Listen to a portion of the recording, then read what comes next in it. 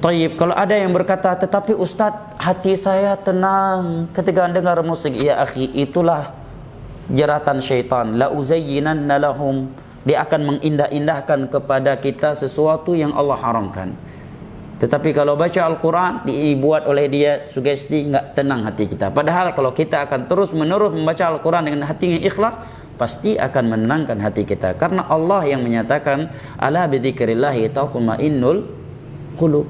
Maka kewajiban kita menyampaikannya sebagaimana yang kita ketahui, memberi nasihat. Hidayah seseorang di tangan Allahu Jalla wa'ala. Apalagi kalau yang ia nyanyikan adalah untuk Aisyah radhiyallahu anha, ini dosa di atas dosa. Pertama, dosa dia menyanyi. Ya. Kedua, yang lebih besar lagi dari dosa menyanyi dengan alat-alat musik, ya. Lebih besar dari itu dosanya adalah menghalalkan apa yang Allah haramkan. Ditambah lagi yang dia nyanyikan Aisyah radhiyallahu anha. Justru gara-gara nyanyiannya jadi jatuh kemuliaan Aisyah radhiyallahu anha.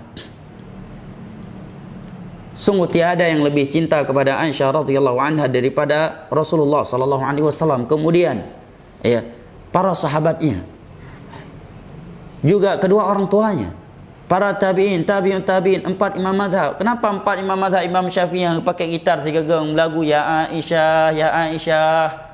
Kan bisa ada gitar di masa Imam Syafi'i. Karena mereka semua tahu bahwa itu adalah perbuatan yang haram. Kalau ada yang berkata, Ustadz, ini kan musik Islami, saya katakan, kalau demikian ada pula dong prostitusi Islami. Karena hukum musik disebutkan oleh Nabi berbarengan dengan hukum prostitusi. Nabi katakan akan ada dari umatku nanti akan menghalalkan musik, prostitusi dan sutra. Kalau alasannya Islami, ya, sehingga menjadi halal, berarti kalau suatu prostitusi itu Islami juga halal dong. Diskotik syariah. Kenapa? Karena di depannya ada tulisan ahlan wa sahlan wa marhaban.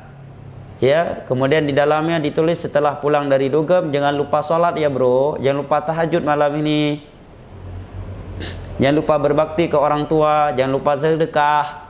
Tapi dalamnya dugem, halal dong. Ya. Yang kedua, ya akhi, ketika Nabi mengharamkan musik di masa para sahabatnya, sementara di masa itu belum ada dangdut koplo-koplo seperti hari ini, belum ada musik jazz, tidak ada gitar seperti hari ini, piano seperti hari ini, alat-alat musik seperti hari ini, nyanyian yang seperti hari ini, rock atau apa yang semisal dengannya. Udah otomatis andai kata para sahabat Nabi menyanyi wahasyahum, para sahabat Nabi dan para sahabiah pasti kasidah-kasidah Islami yang akan mereka nyanyikan. Tetapi tetap Nabi haramkan dan tidak ada satupun di antara mereka yang melakukannya. Padahal kondisi membutuhkan di medan perang. Kenapa Abu Bakar hangga pula kasidah yang dua lehega untuk hibur mujahidin? Kenapa Umar dan yang lainnya tidak berkasidah ketika di medan perang, sebelum berangkat perang dan seterusnya? Kalau ada yang berkata, tapi Ustadz Fulan, Syekh Fulan menghalalkannya, itu bukan sesuatu yang aneh. Karena Nabi sendiri yang telah memerintahkan akan ada dari umat beliau. Nabi tidak menyatakan dari Yahudi dan Nasara. Dari umat Islam akan ada yang menghalalkan musik. Berarti yang menghalalkannya adalah orang yang diberitakan oleh Nabi SAW. Selesai kan? Ya. Kalau ada yang berkata, keras sekali dakwahnya, masa musik haram? Masya Allah.